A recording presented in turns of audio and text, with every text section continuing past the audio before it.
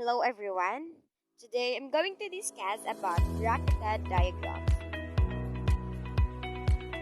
Sometimes it is preferable to use bracketed notation instead of delimitation. This is especially true in a large part of the sentence that are irrelevant to the discussion at hand. Drawing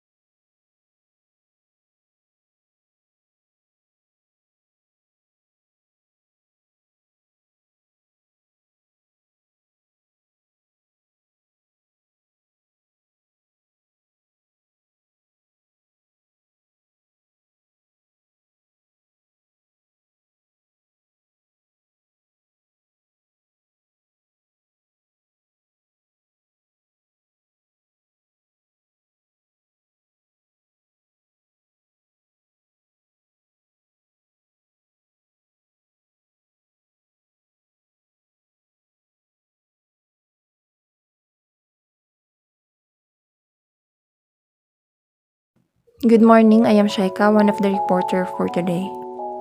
So movement is our third test of constituents. If you can move a group of words around in a sentence, they are constituent because you can move them as a unit.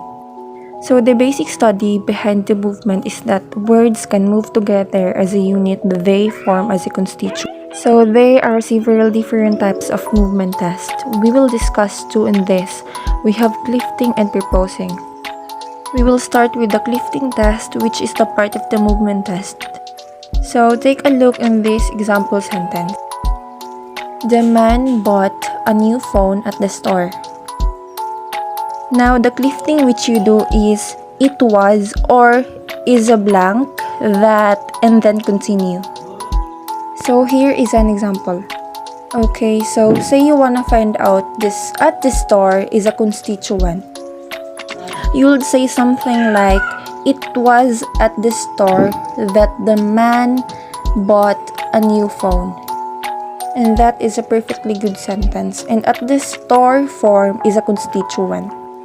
Now the same we took at this line, new phone at. So try to see if that is a constituent. We get it was new phone at that we bought the store. As we observe, that is extremely bad sentence. So a new phone is not a constituent. We try to put down the sentence a new phone. You will get the it was a new phone that a man bought at the store, and that is a perfect sentence. And how about a new phone at the store? We will put down here and complete the sentence. It was a new phone at the store the man bought, and that is also a great sentence. Next, we will discuss the proposing.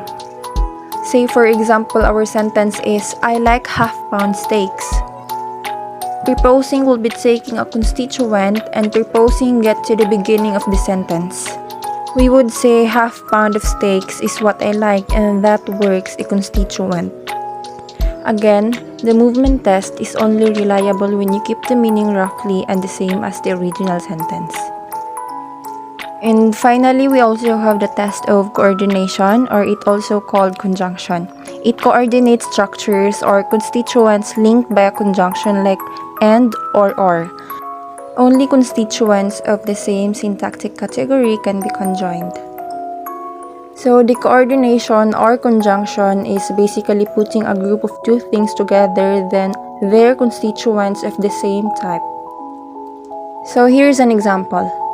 John and the man sitting next to Mary and nice people. Now here I am putting together the John on the one hand and the man sitting next to Mary on the other hand.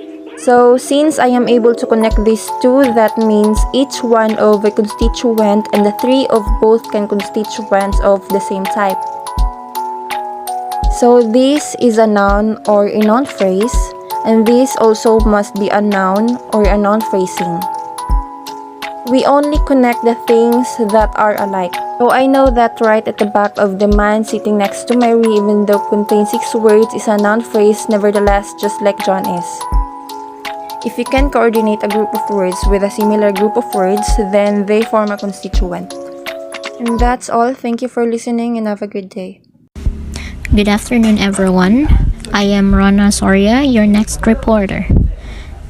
Our next topic is about clauses, but before that, let's have a recap on some important terms. These terms will be used in the next slides. First, labeled as TP is tense phrase.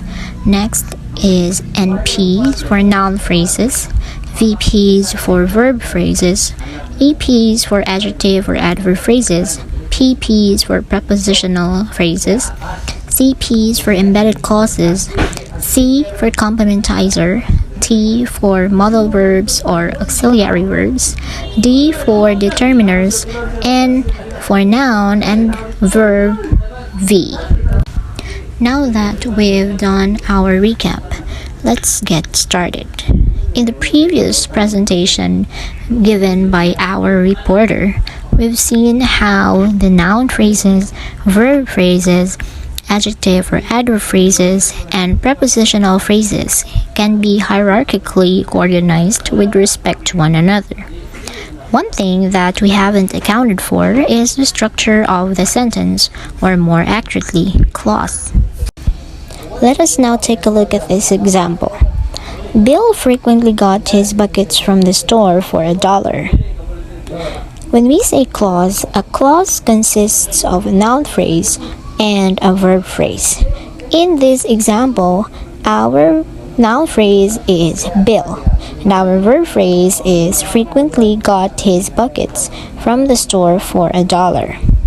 Therefore, the rule that we will use in this example is TP consists of NP and VP. We're going to parse this example to display its syntactic structure. So this is the tree that can be drawn by the rule tense phrase consists of a noun phrase and verb phrase. So a tense phrase consists of a noun phrase and a verb phrase. And the noun phrase has its constituent noun, which is Bill.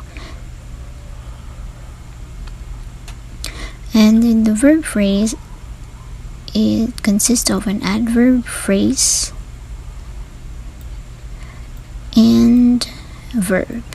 So its constituent is an adverb, which is frequently, then the verb got. Verb phrase can also have noun phrase under it. We have constituents D and N, which is his buckets, determiner, and noun. And then you have prepositional phrase, consists of a pronoun, preposition, and a noun phrase. And under it, we have the determiner and the noun, the store. Then another prepositional phrase consists of P and NP. So the preposition for, the article, and noun. So the article a and the noun dollar. So that's Bill frequently got his buckets from the store for $1. Tense phrases can also include other items, including and surprisingly elements of the category T, such as modal verbs and auxiliary verbs, like this example. Cedric might crash the longboat. In this example, the rule TP consists NP, T, and VP is applied. Take note that modal verbs or auxiliary verbs will be labeled as T, and note that the T in the TP is optional. Clauses don't always have to stand on their own. There are times when one clause is embedded inside another. In this example, Sean said he decked the janitor.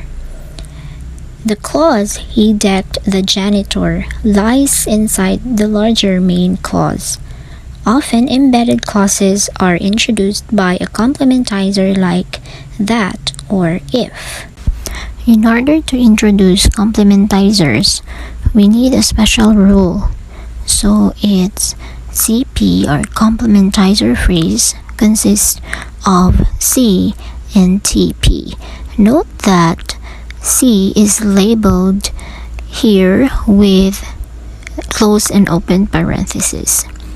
For the moment, we will assume that all embedded clauses are complementizer phrases, whether or not they have a complementizer. This means that a sentence like Sean said he decked the janitor will have a complementizer phrase in it, even though there is no complementizer that. Embedded clauses appear in a variety of positions, just like what is presented in the previous slide. The embedded clause appears in the same slot as the direct object. But embedded clauses can also appear in subject position. To introduce this condition, a new rule is generated. That is, a tense phrase consists of either NP or CP, with T as optional and VP. Next, we have Naomi asked Erin if Dan ate her Kung Pao chicken yesterday over the phone. This gives us the rule of VP consists of optional adverb phrase, V, optional noun phrase, an optional noun phrase or complementizer phrase, optional adverb phrase, optional prepositional phrase, and optional adverb phrase. Here, we do not want to add optional adjective phrase before the optional complementizer phrase or noun phrase in the rule because adverb phrases cannot appear before the noun phrase. Another example that we have is the fact about Bill that he likes ice cream bothers Natasha. So our noun phrase is the fact about Bill. Now our complementizer phrase is that he likes ice cream. And our verb phrase is bothers Natasha. In addition to the complementizer phrases that modify nouns, as in the example, there is another kind of complementizer phrase modifier to a noun, and these are called relative clauses. We aren't going to include relative clauses in our rules yet. This is because they often contain what is called a gap, or a place where some part of the clause is missing. So here are the different phrase structure rules. These are needed to generate trees that account for English sentences. And these rules have very important property. Notice the following things. The tense phrase rule has a verb phrase under it. Similarly, the verb phrase rule can take a complementizer phrase under it, and the complementizer phrase takes a TP. This means that the three rules can form a loop and repeat endlessly. This property is called recursion, which accounts partially for the infinite nature of human language.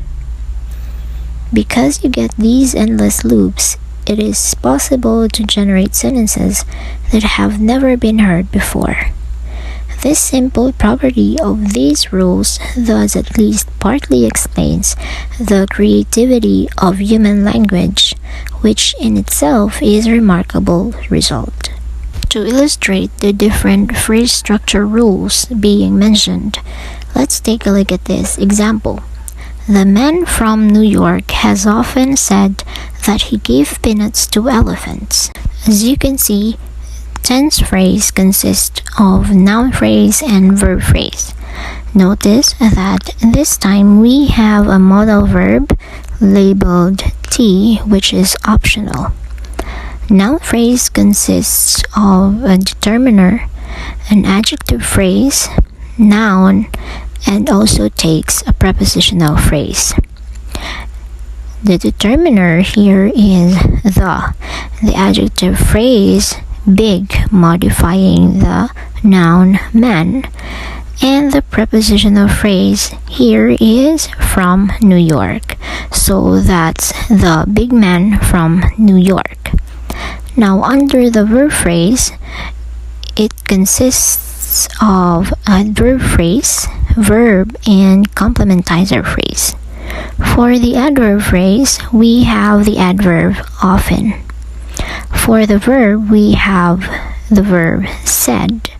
And for the complementizer phrase, we have the complementizer that.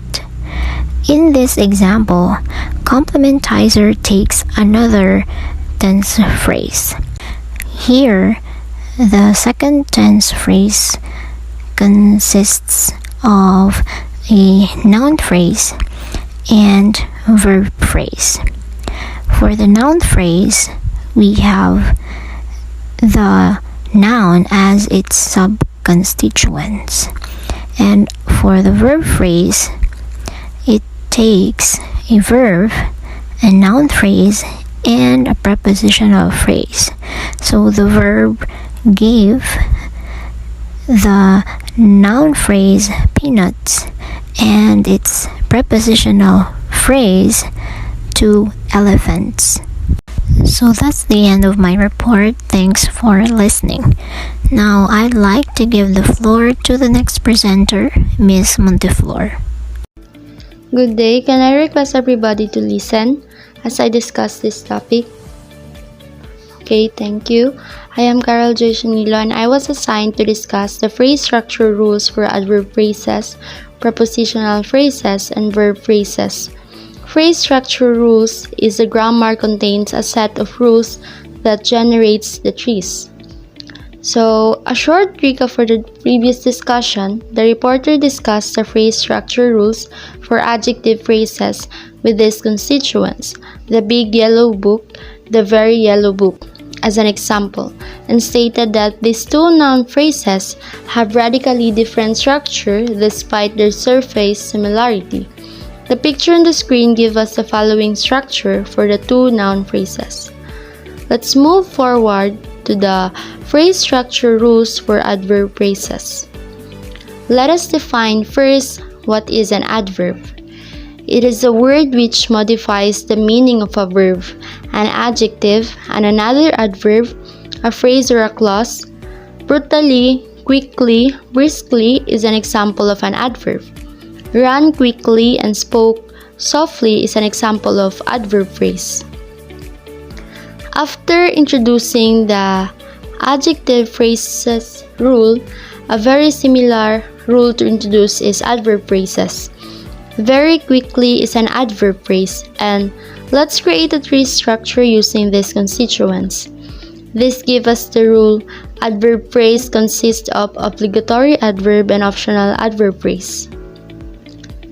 So this is the image of the tree structure rule for adverb phrases. Adverb phrases, as the name suggests, has its head an adverb, and an adverb usually ends in ly. For example, quickly. There are some cases that you want to modify or describe even further how quickly, so you might want to say very quickly. Very modifies quickly, so very must be inside the phrase headed by quickly, an adverb phrase. Adverb phrase rule specifies that its modifier is another adverb phrase. Because we have this rule, adverb phrase consists of obligatory adverb and optional adverb phrase.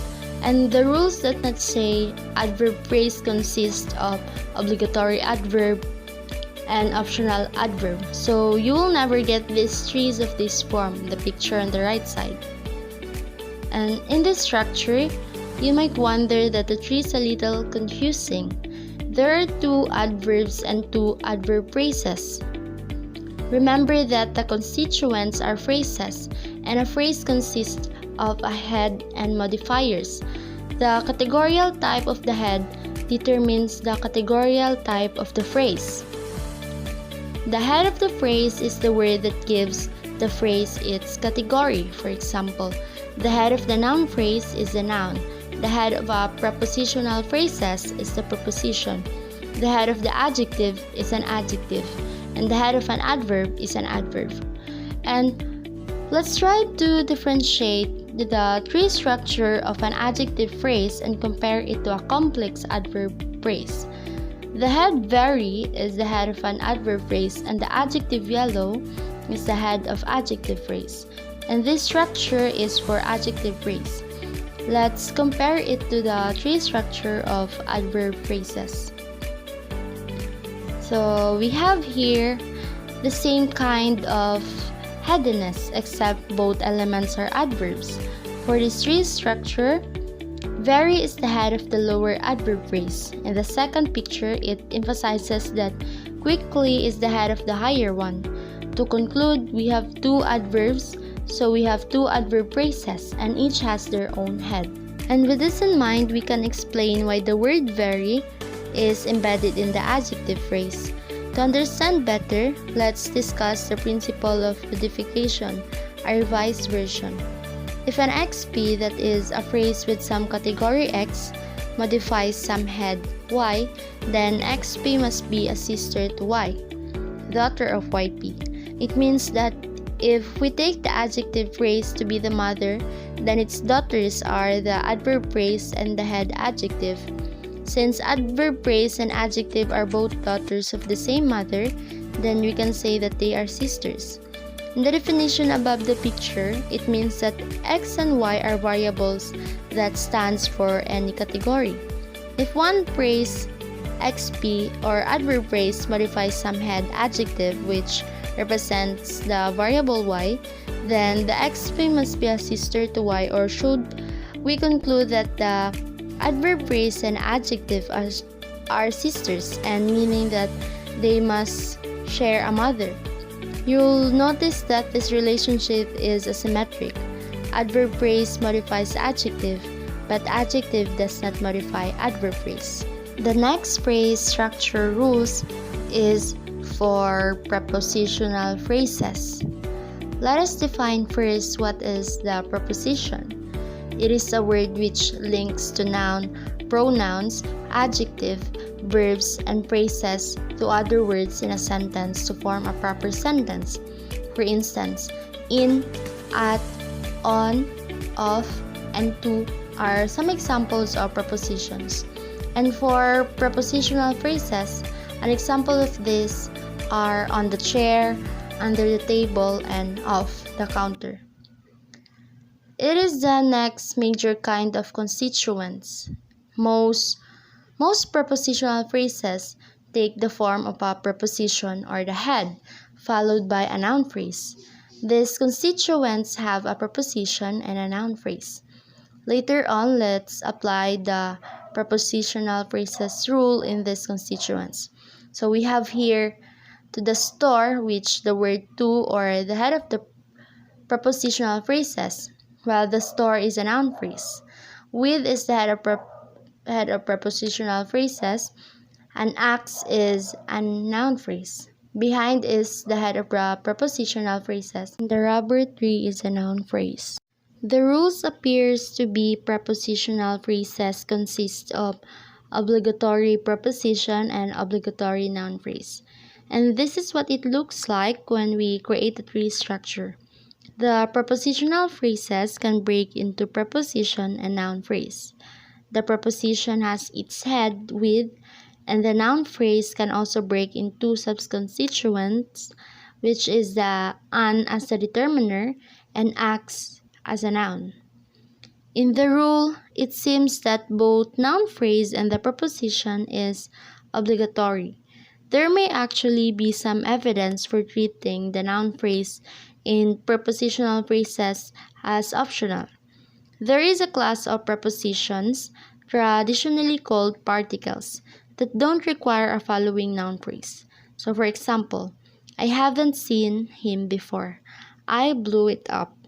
I threw the garbage out. The underlined words are prepositional phrase, consisting of only a preposition. If these are prepositions, then it appears as if the noun phrase in the prepositional phrases rule is optional. So therefore, this gives us the rule prepositional phrases consist of obligatory preposition and optional noun phrase. Next is the phrase structure rule for the verb phrases. Verb is a word which denotes the action of a noun or asserts something about the noun or reveals events pertaining to the noun. Minimally, a verb phrase consists of a single verb. This is the case of intransitives. Intransitive verbs is defined as a verb that does not take a direct object.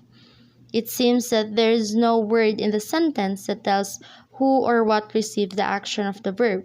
So for these constituents, Ignatius left, the intransitive verb is left, and this gives us the rule verb phrase consists of verb. Verbs may be modified by adverbs, which are of course optional. We just add quickly to this constituent to apply this rule. We have quickly left as the verb phrase, and the rule appears to be verb phrase consists of obligatory verb and optional adverb phrase. Interestingly, many of these adverbs can appear on either side of the verb, and you can just have as many adverb phrases as you like. We have here a sentences. Letter A is an example in earlier discussion, and we just add adverb in order to define this rule. So our sentence would be Ignatius deliberately always left quietly early. Our verb phrase would be deliberately always left quietly early. Deliberately is the adverb phrase, always is an adverb phrase, left is a verb, quietly is an adverb phrase, and early is an adverb phrase. This gives us the rule verb phrases consist of optional multiple adverb phrase, obligatory verb, and optional multiple adverb phrase. So this is a tree structure for that rule. Verb phrase can break into 5 sub-constituents. Adverb phrase with its head, deliberately as an adverb. Adverb phrase also with its head, always, as an adverb. Verb phrase with its head, left. And adverb phrase with its head, adverb, quietly. And adverb phrase with its head, adverb, early. It is possible to have 2 noun phrases in a sentence, for example, with a double object verb like spare. Both these noun phrases must come between the verb and any adverb phrase. Our sentence would be, I spared the student any embarrassment yesterday. The student is a noun phrase, any embarrassment is a noun phrase, yesterday is an adverb phrase. And this gives us the rule, verb phrase consists of optional multiple adverb phrase, obligatory verb, optional noun phrase, and optional multiple adverb phrase. And the image in the screen is a picture of the tree structure of that rule. Verbs can be modified by prepositional phrases as well. These prepositional phrases can be arguments, as in the transitive verbs, or they can be simple modifiers, prepositional phrase like for $1 below. These prepositional phrases can appear either after an adverb or before it. So we have the sentence, Bill frequently got his buckets from the store for $1. Frequently got his buckets is a verb phrase, from the store is a prepositional phrase, and for $1 is also a prepositional phrase. And with this sentence, this gives us rule, verb phrase consists of optional multiple adverb phrase, obligatory verb, optional noun phrase, and optional multiple adverb phrase, optional multiple prepositional phrase, and lastly, optional multiple adverb phrase. And this is a tree structure for the verb phrases. And this rule is nearly our final verb phrase rule for this discussion. And thank you for listening.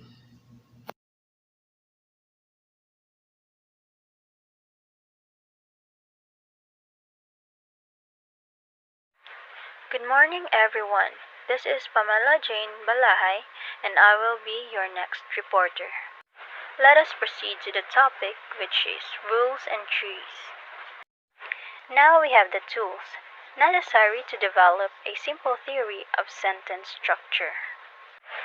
We have a notion of constituent, which is a group of words that function as a unit, and we have labels or the parts of speech used to describe the parts of those units. Let's put the two of these together and try to develop a description of a possible English sentence. In generative grammar, generalizations about structure are represented by rules. These rules are said to generate the tree. So if we draw a tree of a particular way, we need a rule to generate that tree. The rules we are going to consider in this chapter are called phrase structure rules, or the PSRs, because they generate the phrase structure tree of a sentence. Let's start with the constituents we call noun phrases or NPs. The simplest NPs or noun phrases contain only a noun, usually a proper noun, pronoun, mass noun, or a plural noun. Let's refer to the example in the side, which is A. John is a proper noun, B. Water as a mass noun, and C. Cats as a plural noun. Our rule must minimally generate NPs then that contain only an N or a noun. The format for PSRs is shown below. We use X, Y, and Z here as variables to stand for any category. As for the example below, XP stands for the label for the constituent, and the arrow, which means consists of, and X, Y, and Z are the elements that make up the constituent. For a further example, this rule says that an NP is composed of an N. This rule would generate a tree like what is written below. Of course, there are many noun phrases or NPs that are more complex than this. Example, the box, his binder, that pink fluffy cushion. We must revise our rule to account for the presence of the determiners. Thus, NP consists of D and N. So a noun phrase consists of determiner and a noun. This would generate a tree like the example below. Compare the noun phrases or the NPs in the previous and the present example. You'll see that determiners are optional. As such, we must indicate their optionality in the rule. We do this with parentheses around the optional elements. For example, NP consists of D and N. Or in other words, the noun phrase consists of determiner and a noun, except that D is within the parentheses as the rule says determiners are optional. So moving forward, nouns can also be optionally modified by adjectives, so we will need to revise our rule as in written below. NP consists of D, ADJP, and N, or the noun phrase consists of determiner, adjective, and the noun. Let us refer to the example sentences. Letter A, the big box, and B, his yellow binder. So, the determiners there are the and his. Well, the adjectives are big and yellow, and the noun there is the box and the binder. So don't worry about the P in ADJP yet because we'll explain that in the further discussion. In addition, nouns can also take prepositional phrase modifiers or the PP.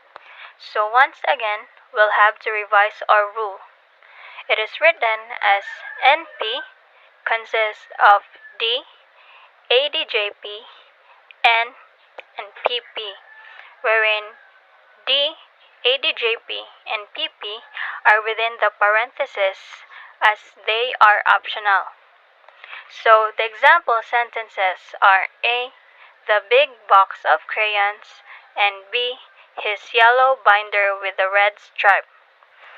So the determiners there are the word the and his, while the adjectives are the word big and yellow, while the noun are box and binder, while the prepositional phrases modifiers are of crayons and with the red stripe. For concreteness, let's apply the rule. As you can see in the example below, the NP constituent consists of 4 subconstituents, which are the D or determiner, ADJP or the adjectives, N for the noun, and PP for the prepositional phrase modifiers.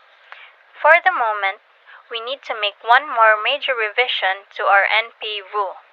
It turns out that you can have more than one adjective and more than one PP or prepositional phrase modifier in an English NP. For example, the big yellow box of cookies with a pink lid, where the is the determiner, big is the adjective, and another adjective is yellow, and the noun is box, of cookies is the prepositional phrase, and another prepositional phrase is with a pink lid. In this NP, the noun box is modified by big, yellow, of cookies, and with a pink lid. The rule must be changed then to account for this. It must allow more than one adjective and more than one PP modifier. We indicate this with a plus, which means repeat this category as many times as needed. Now, the rule must be written as NP consists of D, ADJP plus, N, and PP plus, wherein D, ADJP plus, and PP plus are within the parentheses. Adjective phrases or ADJPs and adverb phrases or ADVPs. Consider the following two NPs or the noun phrases. A, the big yellow book, and B, the very yellow book. On the surface, these two NPs look very similar. They both consist of a determiner followed by two modifiers and then a noun. But consider what modifies what in these NPs. In example A, the word big modifies the word book, and also the yellow modifies the word book. In example B, on the other hand, only the word yellow modifies the book. Very does not modify book. It modifies yellow. The structures of these two phrases are actually quite different. In example A, has two adjective constituents that modify the N, whereas in example B has only one, which is very yellow. This constituent is called an adjective phrase or ADJP. The rule for the adjective phrase is given in this example. The ADJP consists of ADVP and adjective, wherein the ADVP consists of the adverb very and the adjective consists of the word yellow. Here is an example that will give us the following structures for the previous two NPs. Despite their surface similarity, these two NPs have radically different structures. In example A, the N is modified by two ADJPs. In example B, it is by only one. This leads us to an important observation about tree structures, which is called the principle of modification or informal, that states modifiers are always attached within the phrase they modify. The adverb very modifies yellow, so it is part of the yellow ADJP in example B. In example A, by contrast, the word big doesn't modify the word yellow. It modifies the word book, so it is attached directly to the NP containing the word book. This will be the end of my report. Thank you for listening, and let us proceed to the next reporter. Good morning, everyone. I am Shalise Obelgas, one of your reporter for today, and I will be discussing about constituency trees and rules. Syntax is about the study of sentence structure. So, to start the discussion, let us start by defining what we mean by sentence structure. Sentence structure refers to the physical nature of a sentence and how the elements of that sentence are presented. Constituency in linguistics. It is the most important and basic notion in syntactic theory. The relatedness is captured by membership in a constituent. That is to say, every sentence is made up of parts of other things that work together to make the sentence meaningful. To be able to understand more, let us compare the sentence, "These students loved their syntax assignments," from these sentences, "The student loved his phonology readings," and "The student hated his morphology professor." As you can see that the relationship between all the sentences are similar but has its different kind, which is an entity to love or hate another entity. To better understand why the sentences are similar, we are going to identify their constituents. For the first sentence, we have the constituents "the student" and syntax assignments. For the second sentence, we have the constituents "the student" and phonology readings. For the third sentence, we have "the student" and morphology professor. The captured similarity is depicted by determining the relationships of the words in a sentence, where in all three sentences there is one entity, which is the student, who are either hating or loving another entity. This could be his syntax assignments, his phonology readings, or his morphology professor. In order to capture the intuition that certain words are more closely connected than others, and the intuitions about relationships between words in the sentence, this can be broken down into constituents, which are a group of words that are organized as a unit and the organization of those constituents. They are organized in a hierarchical structure by embedding inside one another to form larger constituents. We have two different ways to represent this bigger unit. One of them is to put square brackets around units, and another could be to arrange them in a hierarchical form. This is a typical hierarchical tree structure. The sentence constituent, represented by the symbol TP, consists of two constituents: a subject-noun phrase and a predicate or verb phrase. The subject-noun phrase in turn contains a noun and a determiner. Similarly, the verb phrase contains a verb and an object-noun phrase. The object-noun phrase is further broken down into three bits: a determiner, an adjective syntax, and a noun. As you can see, this tree has constituents, each represented by the point where lines come together, which are inside the other constituents. This is a hierarchical structure. For example, in the sentence, "My dog Aristotle bit the postal carrier on the ankle." The constituent parts are the subject, made up of a noun phrase, which is "my dog Aristotle," and the predicate, a verb phrase, which is "bit the postal carrier on the ankle." A noun phrase, abbreviated by NP, is made up of a noun and its modifiers.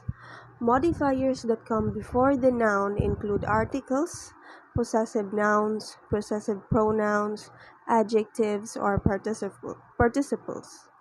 Modifiers that come after include prepositional phrases, adjective clauses, and participle phrases. A verb phrase, abbreviated by VP, is made up of a verb and its dependents, which could be objects, complements, and modifiers. Each of the phrases in the sentence can be further broken down into its own constituents. The subject-noun phrase includes the noun Aristotle and the possessive pronoun and noun "my dog" that modify Aristotle.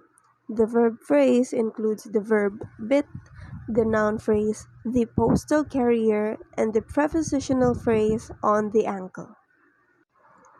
Hierarchical constituent structure can also be represented with brackets.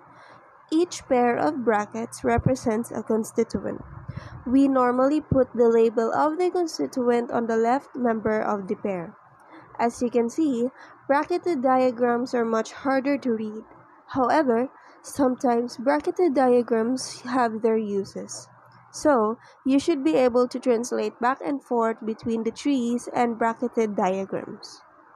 So that would be all for my report today, and I hope that you have learned a lot with me. I am Shalise Abelgas, and thank you for listening.